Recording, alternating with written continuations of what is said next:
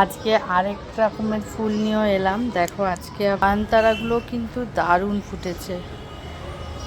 এই লাল লাল নয়নতারাগুলো দেখতে আমার ভীষণ ভালো লাগে।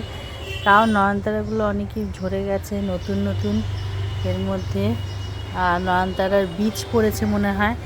আমি দেখছি নয়নতারা ছোট ছোট চারাও উঠে গেছে।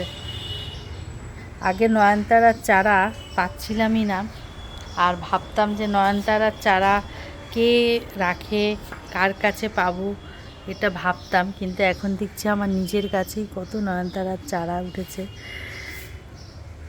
বেশ ভালো লাগছে ছোট ছোট চারাগুলো দেখে, যে এই চারাগুলো বড় হবে আর গাছে ভর্তি ফুল ফুটে থাকে। দারুণ লাগে এই নয়নতারাগুলো দেখতে, বিশেষ করে বেশ বর্ষাকালে যখন হয়। বর্ষাকালে কিন্তু এই নয়নতারাগুলো ফুটলে দারুণ লাগে।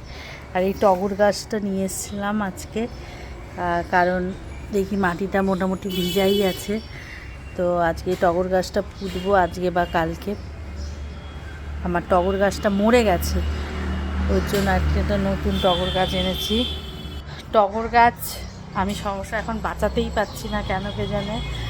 তো টগর গাছ তাই জন্য এই গত বছর টগর গাছটা মরে গেছে, কী কারণে জানি না। সহসা গাছ মরে না, কিন্তু মরে গেল। তো তাই আজকে এই নতুন টগর গাছটা এনেছি, ওটা পুঁতবো।